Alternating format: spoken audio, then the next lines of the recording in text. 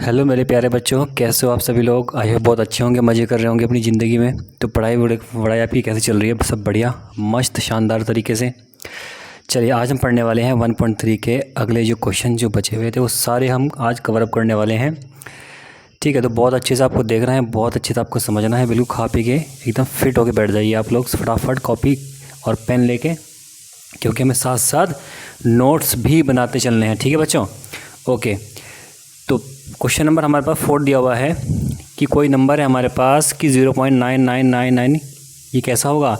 ये है आपका नॉन टर्मिनेटिंग, जिसे बोलते हैं हम अनवसानी। ठीक है, को P/Q के रूप में व्यक्त कीजिए। P/Q के रूप में व्यक्त कीजिए। हमें वही जैसे हम पहले पढ़ चुके हैं ऐसे क्वेश्चनों को, वैसे ही सिंपल फॉर्म में हमें चेंज करना है P/Q के फॉर्म में। क्या आप अपने उत्तर से आश्चर्यचकित हैं? अपने अध्यापक और कक्षा के सहयोगियों के साथ उत्तर की सार्थकता पर चर्चा कीजिए। ठीक है, जो भी आपका आंसर आएगा बच्चों, वो आपको देखना है कि आश्चर्यचकित है या नहीं है। ठीक है, तो चलिए फटाफट शुरू करते हैं इसको हम क्वेश्चन को। तो क्वेश्चन हमारे पास दिया गया है बच्चों यहाँ पर 0.999 इस फॉर्म में क्वेश्चन दिया हुआ है। तो वही प्रोसेस है हमारा जो हम पहले से करते आ रहे हैं। हम मान लेंगे इसको, माना x बराबर, ये पूरी संख्या को हम लेट कर लेंगे यहाँ पर। ठीक है, इसे हम यहाँ पर मान लेंगे। मानने के बाद हम क्या करेंगे, बताओ फटाफट। संख्या कितनी रिपीट हो रही है? आपको दिख रहा होगा संख्या यहाँ पर 1 रिपीट हो रही है, जो कि 9 है। 9 संख्या यहाँ पर रिपीट हो रही है। तो हम क्या करेंगे, इसमें 10 से गुणा कर देंगे। 10 से दोनों तरफ गुणा करने पर, ठीक है बच्चों, 10 से दोनों तरफ गुणा करने पर, 10 से दोनों तरफ गुणा करने पर यहाँ तक कोई दिक्कत किसी बच्चे को नहीं है। तो जैसे ही इधर हम 10 से गुणा करेंगे x वाली टर्म में, तो यहाँ पर हो जाएगा 10x इजिकल टू 10 से इधर भी करेंगे बच्चों, तो यहाँ पर हो जाएगा 0.999। इस तरीके से भी रहेगा, ये 10x रहेगा आपका। जैसे इसमें 10 से गुणा करेंगे हम, तो 10 से गुणा होने के बाद इसमें क्या हो जाएगा, जो डेसिमल है वो एक नंबर आगे खिसक जाएगा, यानी वो हो जाएगा 9.9999। इस तरीके से ये बन जाएगा, आगे डॉट डॉट चलता जाएगा ये वाला। इसके मैंने तो आपको दो तरीके बता रखे हैं। इसको आप इक्वेशन 1 इसको और इक्वेशन 2 इसको लेट करके भी कर सकते हो, वहाँ से भी आपको आसानी से ये सॉल्व हो जाएगा। अगर आपको ऐसे करना है तो ऐसे भी आप कर सकते हो। ठीक है, दोनों से आंसर आपका बिल्कुल क्लियर आएगा। तो ये हो जाएगा 10x बराबर, ये हो जाएगा बच्चों 9 प्लस में मैं इसको ऐसे लिख सकता हूँ 9.9 और 999 को मैं लिख सकता हूँ। इसको जो पॉइंट से पहले है इसको मैं अलग कर रहा हूँ, क्योंकि मुझे ये फॉर्म में चेंज करना है इसको। ठीक है, यानी इस पर मुझे दोबारा से x लेट करना पड़ेगा, ताकि ये जो रिपीटिंग या जो आवर्ती वाली जो ये कंडीशन है ये वाली यहाँ से हट जाए। तो ये बन जाएगा आपका 0.999। इस तरीके से यहाँ तक बताओ कोई दिक्कत किसी बच्चे को नहीं है? क्लियर है बिल्कुल। तो अब हमें क्या करना है, यहाँ से आपको पता होगा कि इसकी जो वैल्यू है बच्चे कितनी है, x है। देखो जरा यहाँ से देखो, इसकी वैल्यू कितनी है, यहाँ से x है। तो इस x को उठा के यहाँ पर रख दो फटाफट सीधे, यहाँ से लो हमने रख दिया है। अब यहाँ से x का मान निकालना है हमें, x को इस तरफ ले आओ, तो 10x माइनस x बराबर 9 हो जाएगा। ठीक है, यहाँ से कितना बनेगा अभी, यहाँ को उठा इसको जरा, ये हो जाएगा 9x बराबर 9 और x बराबर 9/9। अब आपको पता होगा कि जो 9/9 है तो इसको हम 9 से काट सकते हैं। तो काटने के बाद जो आपका आंसर आएगा बच्चे, वो 1 आएगा। कितना आएगा, 1। यानी x का मान हमने क्या माना और हमें क्या मिला, देखो ज़रा। हमने माना कि x बराबर 0.99999 इस तरीके का कोई नंबर दिया गया है, लेकिन एक्चुअल में जो हमने आंसर निकाला है इसका, वो कितना निकाला, 1। तो यही हमारा आश्चर्यचकित आंसर होगा कि 1, यानी x का मान यहाँ 1 आ रहा है, यहाँ पर 0.999 के फॉर्म में लिखा हुआ है। तो हम बोल सकते हैं कि ये पूरी वैल्यू जो है वो 1 के बराबर है। किसके बराबर है, 1 के बराबर है। ठीक है, यही हमें डिस्कस करना है अपने टीचर से, और इसके बारे में थोड़ा सा हम लिख भी देंगे। बहुत सिंपल, ज़्यादा कुछ लिखना नहीं है। ठीक है, आपको लिखना क्या है इसमें, इस पर आप लिख देना कि यहाँ से ऐसे करके 0.999 और 1 में बहुत कम अंतर है, बहुत कम अंतर है, जिससे इसका मान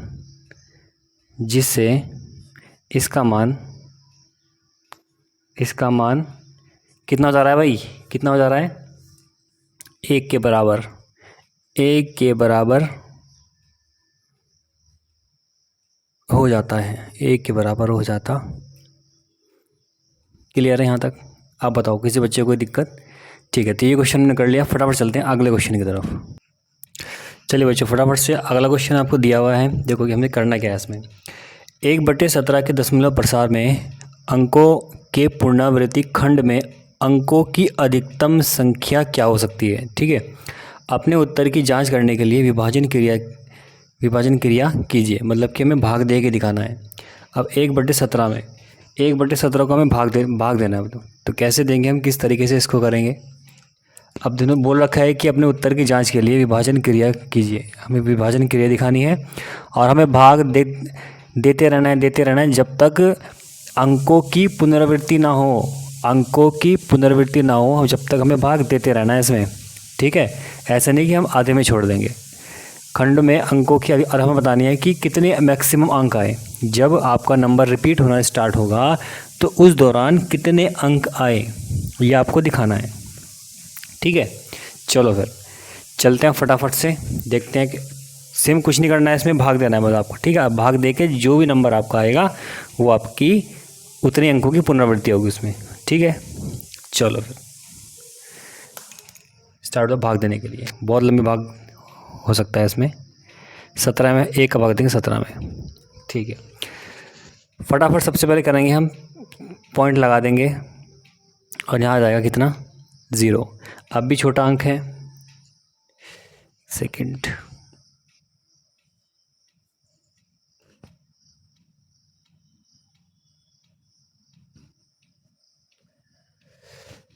देखो अब भी यहाँ पर छोटा अंक है, तो क्या करेंगे यहाँ से हम 1 0 ऊपर लगाएंगे, अब 1 0 यहाँ लगेगी अब। ठीक है, तो 17 का भाग देंगे, सबसे ईजी है। 17 पंजे कितना होता है, 17 पंजे 5 से 35 और 5 का 17 पंजे 85, 17 पंजे 85, लिख दो फटाफट। आगे हो जाएगा 15 बचा, 1 0 बढ़ा दो यहाँ से। ठीक है, अब इसके बाद आएगा 17 दाम तो 70 8 बार जाएगा ये। 8 बार कितने जाएगा, 8 सत्ते 8 से 56 और 1 बचेगा, और 8 कम 8 और 5 13। ठीक है, 13 कितना बचा अब? अभी बचेगा यहाँ से बच्चों, जब दिमाग लगाओ कितना बचेगा, 14 बचेगा अभी, 14। अब इसके बाद दोबारा से वही प्रोसेस, 0 लगा देंगे। अब कितना बचेगा, ये दोबारा 8 बार जाएगा, कितना बचेगा अब, ये बचेगा अब दोबारा से वही 8 बार 136, और ये बचेगा आपका 4। कितना बचेगा, 4। फिर 0 लगा देंगे, फिर 17 दूनी सेम 34, 6 बचेगा अब। 6 में करने के बाद दोबारा 0 लगा देंगे। अब कितना बचेगा बच्चों, तो देख के बताओ। 17 17 34 51, 17 51 हो जाएगा। ठीक है, 17 51, 9 बचेगा, 0 लगा देंगे। ठीक है, वही 17 पंजे 85, 17 पंजे 5 बचेगा, 0 लगा देंगे। ठीक है, वही प्रोसेस, 17 दूनी 34, यहाँ देखो 17 दूनी 34, कितना बचा, ये बचेगा आपका 34, 16 बचेगा, 0 लगा देंगे। अब क्या 17 नीम आ जाएगा ना, 17 नीम कितना होगा, 157। ठीक है, 157 153 यार, 153। ठीक है, 153, कितना बचेगा यहाँ से, 7 और 0। ठीक है, 17 चौक 17 34 68, 17 चौक 68, कितना 2 बचा, 0 लगा देंगे। 17 एकम 17, इसके बाद 3 बचेगा, 0 लगा देंगे। 17 एकम 17, कितना बचेगा अब, 13, 0 लगा देंगे। कितना आएगा इसके बाद, ये आ जाएगा आपका 85, इस तरह 6 7 42, 4 से 102, एक सेकंड, गलत तो नहीं आ रहा है? 17 चौक, कोई मिस्टेक तो नहीं हुई? 9 बार लिया, 17 नियम कितने होते हैं पता है ना? 17 6 और ये हो जाएगा आपका, जब 17 कम 17,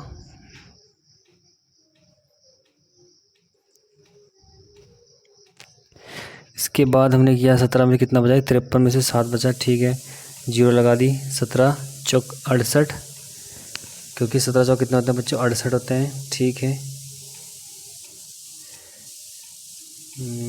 इसके बाद हमने 2 0 लगा दिए, एक बार गया 17 आएगा, फिर दोबारा 17, 30, ठीक है, 17 कम 17, ठीक है, 30 बचा, 130 और जाएगा अभी ये 17,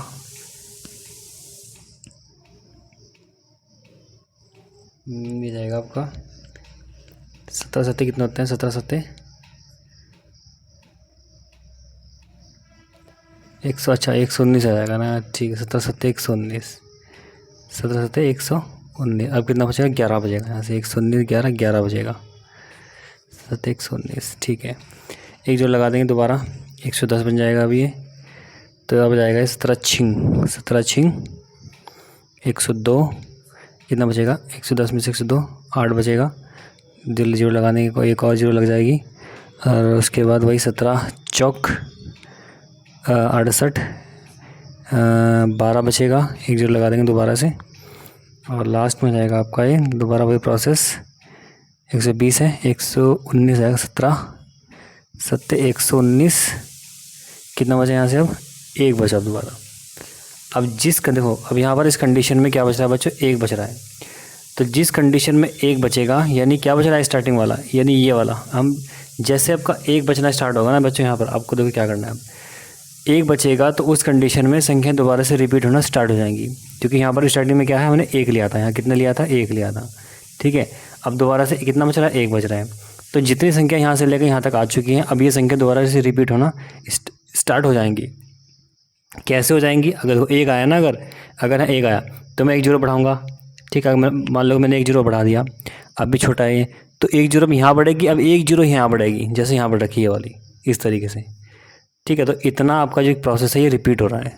अब ज़रा जोड़ लो कितना रिपीट हो रहा है ये, 1 2 3 4 5 6 7 8 9 10 11 12 13 14 15 16 हो रहा है। कितना हो रहा है? 16 संख्या रिपीट हो रही है। क्लियर है यहाँ तक? तो इसमें हम लिख सकते हैं यहाँ पे कि अतः, थोड़ा अच्छे से लिखो बढ़िया करके, ठीक है, अतः 1/17 के दशमलव प्रसार में अंकों की पुनरावृत्ति में अंकों की संख्या कितनी है? 16 है। बस ये आपका आंसर है, 16 है। तो बहुत ही ज़बरदस्त क्वेश्चन था भाई, ठीक है। इसको अच्छे से आपको करना पड़ेगा, ठीक है। 17 का टेबल आपको याद होगा, तो इस तरीके से आपको लेके चलना है, ठीक है। आगे चलते हैं, फटाफट अगला क्वेश्चन देखते हैं अब, ठीक है। चलिए भाई, मुझे समझ में नहीं आता कि किताब वालों ने इतना बड़ा आंसर इतना बड़ा क्वेश्चन लिख रखा, बताओ यार, इसे लिखते लिखते दिमाग ख़राब हो जाए। चलो कोई बात नहीं, हमें तो लिखना ही है। मतलब इतना बड़ा क्वेश्चन लिख रखा बिल्कुल, जिसमें पढ़ने में ही महंगा इतने टाइम लग जाएगा दुनिया भर का। चलो कोई बात नहीं, हमें तो सॉल्व करना ही है बच्चों। चलिए भाई चलते हैं, फटाफट चलते हैं आगे। देखो क्वेश्चन नंबर 6 क्या है कि P/Q, जहाँ पर Q की वैल्यू बच्चों कितनी है? 0 है। 0 नहीं है मतलब, ठीक है, नॉन इक्वल टू 0, यानी 0 नहीं होगी कभी भी Q की वैल्यू। यहाँ पर अपॉन में है ना क्यों लिखा हुआ है, इसलिए हमने पहले ही डिस्कस कर रखा है इस बारे में। के रूप में परिमेय संख्याओं के अनेक उदाहरण दीजिए। भाई अनेक क्या, हम 15-20 एग्जाम्पल देने हैं क्या? इतने नहीं देने, हमें सिर्फ 4 एग्जाम्पल देने हैं बस। कितने? सिर्फ 4। अनेक एग्जाम्पल दीजिए। यार ऐसा सोच रखा कि इनके पास एक ही क्वेश्चन है करने के लिए, ठीक है। जहाँ P और Q पूर्णांक हैं, बिल्कुल सही है, कोई बात नहीं। जिनका एक के अतिरिक्त अन्य कोई उभयनिष्ठ मतलब होता है कि कॉमन, जो दोनों में कॉमन है, ठीक है। तो तो एक के अतिरिक्त कोई अन्य उभयनिष्ठ गुणनखंड ना हो, ठीक है, एक होना चाहिए पी और क्यू में, और जिसका शांत दशमलव निरूपण हो। मतलब ऐसा नहीं कि संख्या डॉट डॉट डॉट में बढ़ती जा रही है, ऐसा नहीं होना चाहिए, सिर्फ शांत हो जाएगा, दशमलव के 2-3 अंक बाद चलेगा बस, वो उसके बाद ख़त्म हो जाएगा, ठीक है, शांत हो जाएगा, ठीक है, टर्मिनेट हो जाएगा। क्या आप अनुमान लगा सकते हैं कि क्यू को कौन सा गुण अवश्य संतुष्ट करना चाहिए? ठीक है, हम वहाँ देखेंगे कि जो क्यू की जो वैल्यू आ रही है वो किस फॉर्म में बन रही है, ठीक है। चलिए फटाफट से हम देखते हैं क्वेश्चन को। अब मान लो मतलब इसमें कोई सी भी एग्जांपल ले सकते हो आप, ऐसे नहीं कि अब जो मैं ले रहा हूँ वही लेने हैं। एक ले मतलब मान लो मैंने ले लिया 2/5। 2/5 को मैं लिख सकता हूँ बच्चों 0.4, क्योंकि अगर मैं 2 में 5 का भाग करूँगा कितना आएगा 0.4 आएगा। और 0.4 क्या है? एक शांत दशमलव प्रसार है, आपको दिख रहा होगा, पॉइंट के बाद सिर्फ एक नंबर है, बस एक ही इसमें नंबर है, ना रिपीटेशन है ना कुछ है यहाँ पर। अगला मैंने ले लिया, अगला मान लो कि एग्जांपल ले लिया मैंने दूसरा, कुछ भी ले सकता हूँ आप, 1/100 ले लो, 1/100। अब 1/100 को मैं कैसे लिख सकता हूँ, आपको पता मैंने बता रखा है पहले ही। कैसे लिख सकता हूँ इसको? 1/100 को इसको लिख सकता हूँ 0.0 कितना 0.01, यानी पॉइंट के 2 नंबर के बाद मैंने इसमें क्या लगा दिया? डेसिमल, ठीक है, क्योंकि नीचे कितनी है 2 0 हैं, तो डेसिमल के बाद 2 अंक आएंगे। इस चीज़ का आप लोग ध्यान रखेंगे। ये भी क्या है? एक शांत है, ना कोई रिपीटेशन है ना रिपीटेशन है, ना ही आगे बढ़ रही है। अगला मैं ले रहा हूँ यहाँ पर कुछ ही मान लो 7/5 मान लो। अगर मैं इसको लिखूँगा डेसिमल में तो ये क्या बनेगा बच्चों? 0 पॉइंट लगा दूँगा, नहीं यार, ये बनेगा आपका 5 × 5, 2 बचेगा, फिर पॉइंट लगा के 0 लगा दूँगा, फिर 5 चौक 20, ये बचेगा, ये आपका। बताओ यहाँ पर कोई दिक्कत नहीं है किसी को भी? एक एग्जांपल और ले लो आप लोग, सिंपल सा 3/2। क्या लोगे? 3/2। 3/2 को मैं लिख सकता हूँ 1.50, या इसको भी 0 ले लो, कोई बात नहीं, ठीक है, इतना ही चल जाएगा। 0 इसके बाद आगे 0 लगाओ ना लगाओ वो आपकी मर्जी है, ठीक है, मैंने लगा दिया। अगर आपको नहीं लगानी तो कोई दिक्कत नहीं है। अब देखो जरा यहाँ पर हमें कैसे इसको सॉल्व करना है। तो मैंने 4 एग्जांपल ले लिए, मैंने अनेक नहीं लिए, मैंने सिर्फ 4 एग्जांपल लिए। और मुझे अब यहाँ पर ये देखना है कि जो P/Q है, देखो आपको एग्जांपल उस तरीके से लेने हैं बच्चों, जो P और Q होगा उनका जो गुणनफल है 1 होना चाहिए, सॉरी उनका जो उभयनिष्ठ गुणनखंड है वो कितना होना चाहिए? 1 होना चाहिए। देखो अब जरा यहाँ देखो 2 और 5 का उभयनिष्ठ संख्या क्या हुआ है? इसमें कुछ कॉमन आ रहा है? कुछ भी कॉमन नहीं आ रहा है, 1 को छोड़ के। 1 तो यहाँ भी है और यहाँ भी है, ऐसे ही सेम इन दोनों में 1 कॉमन है, इन दोनों में भी क्या है? 1 है। अगर मान लो कि कोई संख्या आपको ऐसी मिल जाए, मैं आपको वो बता दे रहा हूँ, 2 बटे बोल दिया उसने 2/10, ये कोई नंबर है, तो यहाँ पर क्या है कि 2 कॉमन है। 2 कॉमन कैसे होगा? क्योंकि 2 को मैं ऐसे लिख सकता हूँ, अब 5 को मैं 2 × 5 के रूप में लिख सकता हूँ। देखो दोनों में क्या आ रहा है? कॉमन आ रहा है। तो ऐसी कोई संख्या नहीं होनी चाहिए, ठीक है। आपको दिया गया है कि उभयनिष्ठ गुणनखंड है वो 1 के अलावा कुछ और नहीं होना चाहिए, ठीक है। तो इसके बाद हम आगे चलते हैं। इतनी चीज़ आपको समझ में आ चुकी होगी। अब इसके में क्वेश्चन दिया गया है, क्या आप अनुमान लगा सकते हैं कि Q को कौन सा गुण अवश्य संतुष्ट करना चाहिए? अब आपको देखना है कि यहाँ पर Q की जो वैल्यूज़ क्या लिखी हुई है, Q की वैल्यू पे ध्यान देना है। देखो जरा अब यहाँ पर मैं लिख दे रहा हूँ थोड़ा सा, ये सभी क्या है? परमेय संख्याएँ हैं। क्या बचे हैं? सभी परमेय संख्याएँ हैं। तो यहाँ पर आपको लिख देना है, इन सभी, आप भी लिखेंगे फटाफट, आप लोग भी लिखते रहा करो साथ साथ, ठीक है, ऐसा नहीं कि आप चुपचाप देख रहे हो। इन सभी परमेय संख्याओं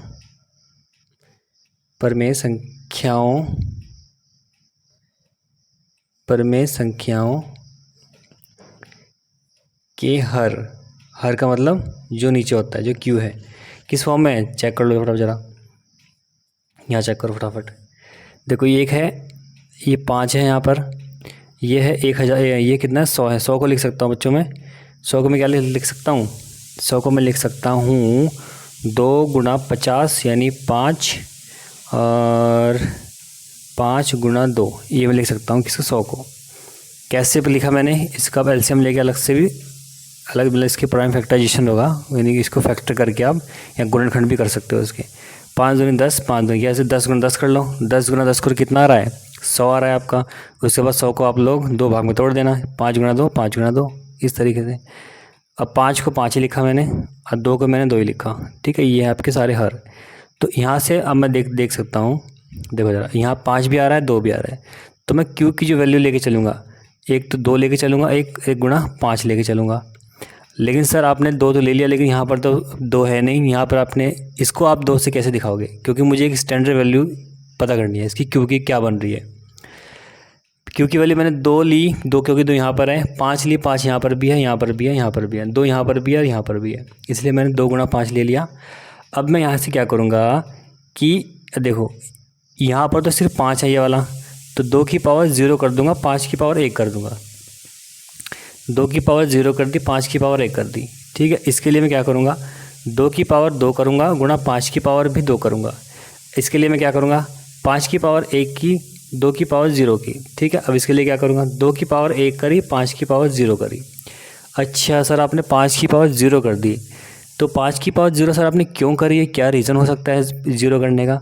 तो भाई लोगों आपको स्कूल में पढ़ाया होगा, और अगर नहीं पढ़ाया स्कूल में तो यहाँ आपको जान लो कि जिसकी भी हम पावर 0 करते हैं उसका मान हमेशा कितना होता है, 1 हो जाता है। कितना हो जाता है, 1 हो जाता है। इसको अच्छे से रट्टा मार लो, या तो मैं प्रूफ भी कर दूंगा किसी टाइम, बहुत आसान है प्रूफ करना, कुछ ज़्यादा कुछ नहीं करना है इसमें। मान लो कि आपके पास x, मान लो आपके पास कितना है, अगर मान लो आपके पास x है, x अपॉन x कितना होता है, काट दूंगा कितना बचेगा, 1 बचेगा। ये कितना बचेगा, 1। x को x से उड़ा दो कितना बचेगा, 1 बचेगा। अगर मैं इस फॉर्म को लिखूँ x की पावर 1 और इसे x की पावर 1, अगर मैं लिखूँ इसको, पहले इसको पकड़ लो बस, लास्ट में 1 आएगा आंसर, देखना कैसे आता है। तो इसके बाद मैं इसको लिख सकता हूँ x की पावर 1, इस x की पावर 1 को ऊपर लेके चले जाओ, तो ये बन जाएगा x की पावर -1। जैसे ही कोई भी संख्या नीचे से ऊपर लेके जाएंगे हम, ये ऊपर से नीचे लेके आएंगे, तो उनकी जो पावर्स होगी, जो उनकी घात होगी, वो कैसी एकदम उल्टी हो जाएगी, यानी नेगेटिव फॉर्म में आ जाएगी। अगर ऊपर प्लस में है तो नीचे लाएंगे तो तब भी नेगेटिव हो जाएगी, नीचे प्लस में है तो ऊपर लेके जाएंगे तब भी नेगेटिव हो जाएगी। तो ये देखो जब गुणा है, अब इनकी दोनों किस में है, गुणा में आ चुके हैं। तो भाई ये बताओ कि जो गुणा में जो दोनों x हैं आधार समान है, तो गुणा में पावर जुड़ती है ना, सिंपल सी बात है, जुड़ती हैं। तो 1 प्लस -1 ये वाला हो जाएगा। तो x की पावर 1 -1 इजिकल टू x की पावर 1 में से गया 0। तो x की पावर कितनी है यहाँ पे 0, और x की पावर 0 का मान कितना है यहाँ पर 1। तो इस तरीके से हम इसको सिद्ध भी कर सकते हैं भाई, ठीक है। तो इस चीज़ को ध्यान रखो। तो यहाँ से मैं बोल सकता हूँ, देखो यहाँ पर 2 की पावर 0 है, m की पावर 1 है, 2 की पावर 2 है, m की पावर 2 है, इस तरीके से लिखा हुआ है। तो मैं इसको लिख सकता हूँ किस फॉर्म में, देखो यार, हर जो हर है आपका उसे लिख दूँ मैं q, किस में लिखना है मुझे, वो q में, ठीक है। मतलब q की फॉर्म में लिखना है, और लिखना है मतलब q के रूप में लिखना है, और लिखना है मुझे 2 और 5 को लेके। ये हो जाएगा 2 की पावर m इंटू 5 की पावर n। ये सर आपने क्या लिख दिया, तो कुछ समझ ही नहीं आ रहा मुझे, तो क्या आप क्या कर दिया यार आपने, ठीक है। ये तो हमारे समझ में नहीं आ रहा है इसने कैसे कर दिया है, mn कहाँ से आएगी भाई। मैंने ये mn इसलिए लगाए क्योंकि जो वैल्यूज़ हैं यहाँ पर, कभी 0 आ रही है, कभी 1 आ रही है, कभी 2 आ रही है, इस तरीके से वैल्यू चेंज हो रही है इनकी। तो मैंने इस फॉर्म में लिखा है, ये है आपका हर, ये q का मान लिख दो q के रूप में, यानी इसके रूप में है, जहाँ m और n, m व n क्या है, पूर्णांक है। पूर्णांक क्या होता, पूर्णांक संख्या है, इतना आपको ध्यान देना है। क्लियर है, यहाँ तक कोई दिक्कत किसी बच्चे को नहीं है। क्लियर है, क्लियर है, क्लियर है, क्लियर है। चीज़ों को अच्छे समझना है तभी समझ में आएगा आपके। ये क्वेश्चन मैंने आपको बहुत ही बेहतरीन तरीके से समझा दिया है। अब आई होप मेरे ख्याल से किसी बच्चे को कोई दिक्कत नहीं होगी, ठीक है। मैंने इसको इस फॉर्म में लिख दिया, जो m और n है क्या पूर्णांक है। पूर्णांक क्या होते हैं, 0 भी हो सकता है, पूर्णांक 0 भी हो सकते हैं, 1 भी हो सकता है, 2 भी हो सकते हैं, 2 भी हो सकता है, 1 भी हो सकता है, 0 भी हो सकता है। इस तरीके से हम इसको लिख सकते हैं। क्लियर है। एग्जाम्पल आप कुछ भी लिख सकते हो, आपका लास्ट में यही बनना है, यही 2, 5 और 2 की फॉर्म में बनेगा हमेशा, ठीक है। इसको ध्यान रखेंगे आप। चलो फिर आगे चलते हैं फटाफट। चलिए फटाफट से क्वेश्चन को उड़ा दीजिए, बहुत आसान क्वेश्चन है, कुछ नहीं करना है इसमें 7 क्वेश्चन में। ऐसी 3 संख्याएं लिखें जिनके दशमलव प्रसार अनवसानी अनावर्ती मतलब कि हो। अब आपको मैंने बता रखा है क्या होता है अनवसानी अनावर्ती क्या होता है बच्चों, बताओ दोस्तों, फटाफट बताओ दोस्तों, क्या होता है। ये होता है आपका अपरिमेय संख्या। क्या होती है ये? अपरिमेय संख्या। क्या होती है ये? अपरिमेय संख्या। तो बहुत आसान है, कुछ भी नहीं करना है इसमें, अपने मन मर्जी का मालिक हो जाओ। यहाँ पर आप लोग क्या हो जाओ? मन मर्जी के मालिक हो जाओ फटाफट। ठीक है, मन मर्जी का मालिक कैसे होना है? बहुत आसान है। देखो, आपको पता है कि अपरिमेय संख्या क्या होती है। एक तो वो होगी अनवसानी होगी। क्या होगी? अनवसानी मतलब कि कहीं भी रुकेगी नहीं, चलती जाएगी इस तरीके से। ठीक है। अनावृत्ति का मतलब क्या होगा? आवृत्ति नहीं हो रही है उसमें। ठीक है, आवृत्ति नहीं हो रही है मतलब कि ऐसे नहीं, उसमें कोई भी नंबर रिपीटेशन नहीं हो रही है। बस एक किसी सीक्वेंस से किसी भी नंबर में रिपीटेशन नहीं हो रही है। इस चीज़ का आप लोग ध्यान रखेंगे। क्लियर है? तो मैं क्या मान सकता हूँ, जैसे इसमें कुछ भी लिख सकते हो। देखो, जैसे मैं मान लेता हूँ 0.1235 या 5698, कुछ भी अपनी तरफ से इस तरीके से लिख दो। बस ये क्या है? एक अपरिमेय संख्या है।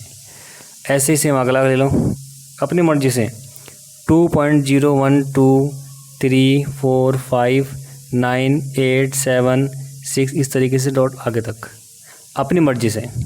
खुद के मालिक हो तुम अब। ठीक है, ऐसे क्वेश्चन में तुम खुद के मालिक हो। जहाँ पर अनवसानी अनावर्ती हो वहाँ पर तुम खुद के मालिक बन जाएगा एकदम। ये हो जाएगा आपका 1.67869235 इस तरीके से बन जाओ।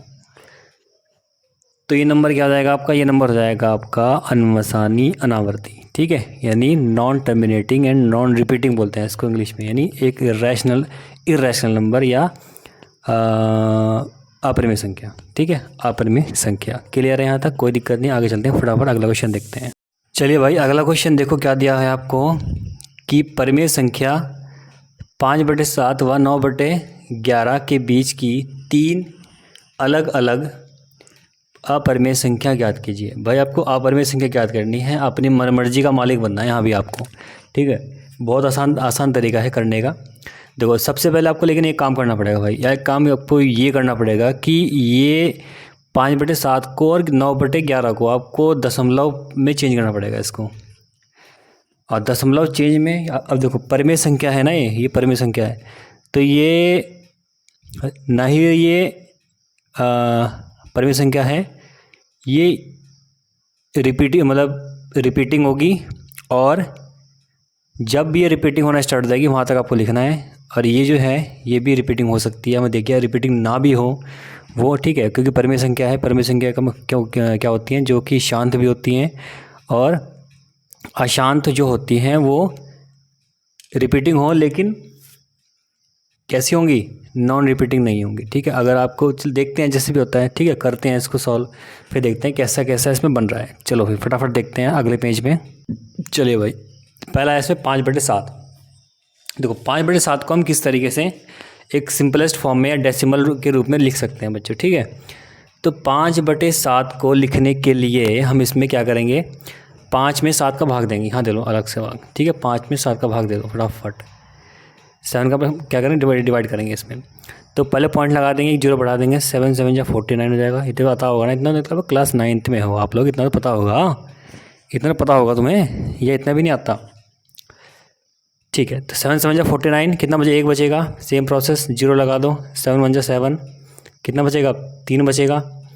इसके बाद 0 लगा दो। 7 चौक 28 हो जाएगा। 28 कितना बचेगा? 2 बचेगा। 0 लगा दो। 7 दूनी 14, 6 बचेगा दोबारा से। क्या करोगे अब? 0 लगा दो यहाँ पर। कितना होगा अब? 7 8 56, 7 8 56 कितना बचेगा? 4 बचेगा। 7 8 56 लगा दो 8। दोबारा से क्या करोगे? 0 लगा दोगे। 7 5 35, 5 लगाओ, अब 35 यहाँ लिखो। कितना बचेगा? 5 बचेगा। दोबारा से वही प्रोसेस स्टार्ट। दोबारा से देखो वही प्रोसेस स्टार्ट। यहाँ 50 है, यहाँ भी 50 बन जाएगा अभी। तो दोबारा से आप 7 से गुणा करोगे 7 में, तो दोबारा से यहाँ 7 आ जाएगा। लेकिन ये जो 7 है दोबारा रिपीट हो रहा है देखो। तो तो यहाँ पे जो नंबर बनेगा बच्चों, क्या बनेगा, नंबर क्या बनेगा यहाँ से, एक तो कैमरा फोकस बहुत करता है यार ना ये, चलो कोई बात नहीं, हम भी फोकस करते हैं। तो नंबर बन जाएगा 7,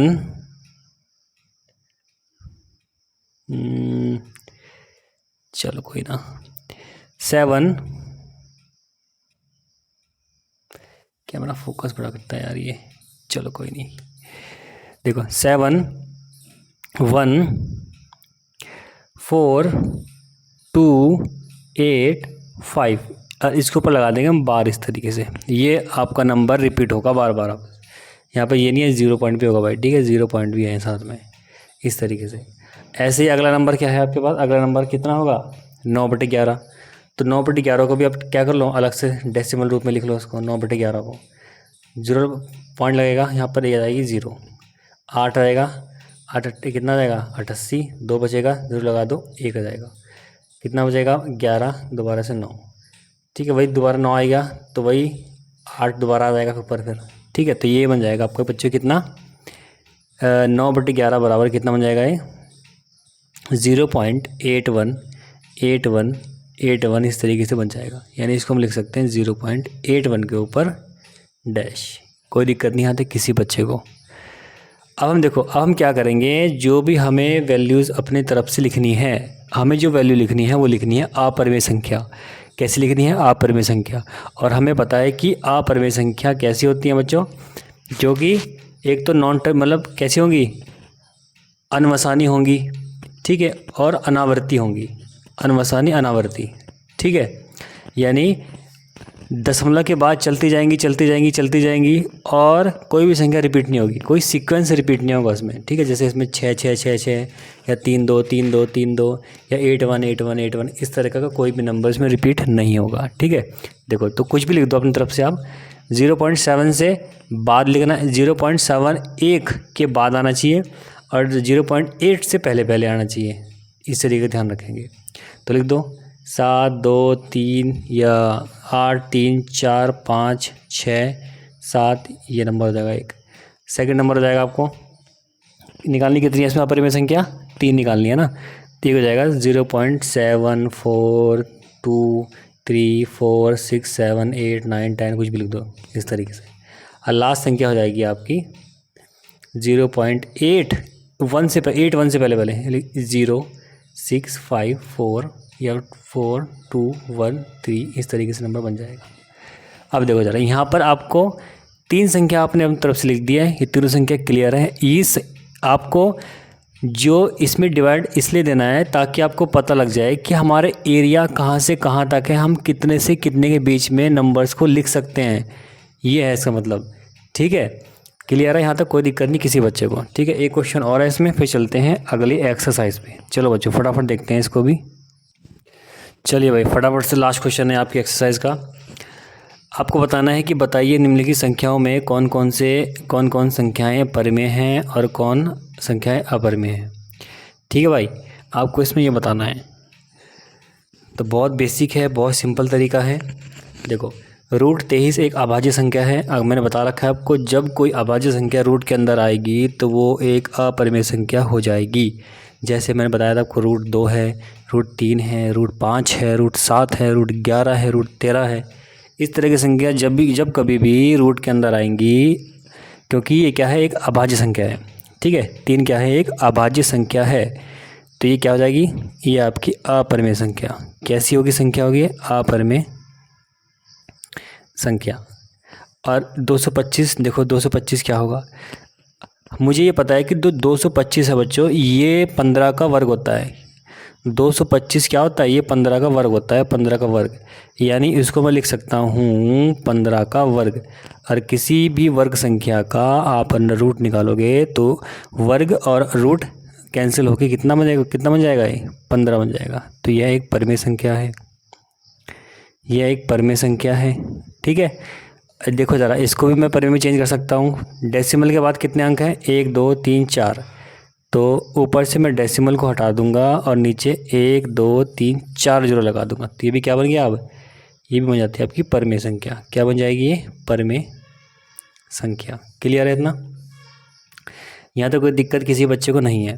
अब देखो ज़रा 7.478 इस तरीके से जो नंबर है आगे चल रहे हैं, ठीक है, आगे चलते जा रहे 478 संख्या रिपीटेशन हो रही है, संख्या रिपीट हो रही है, रिपीट हो रही है।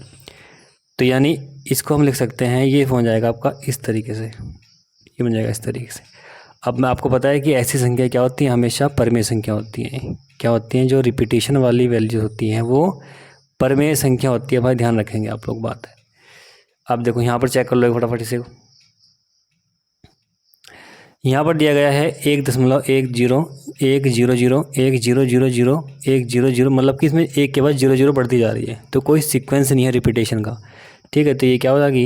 अपरिमेय संख्या। क्या हो जाएगी? अपरिमेय संख्या। क्लियर मेरे बच्चों? तो आपकी जो ये थी 1.3 आज कंप्लीट हो चुकी है, ठीक है। बहुत जल्द मिलेंगे आपको अगली वीडियो में, ठीक है। Okay, thank you.